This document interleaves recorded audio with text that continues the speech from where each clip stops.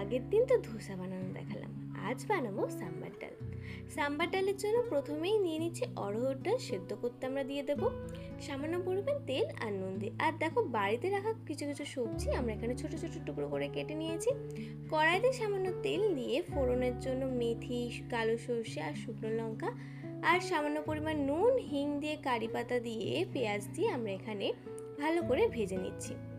তারপরে কেটে রাখা সবজিগুলো দিয়ে ভালো করে ভেজে নেওয়ার পর আমরা এখানে হলুদ গুঁড়ো আর লঙ্কার গুঁড়ো দিয়ে সামান্য পরিমাণ জল দিয়ে বয়েল করতে দিয়ে দিলাম।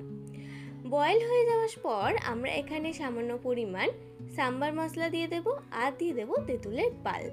তারপরে বয়েল করে রাখা ডাল দিয়ে কিছুক্ষণ চাপা দিয়ে রেখে দেব। চাপা দেওয়ার পর দেখো ফুটে উঠেছে।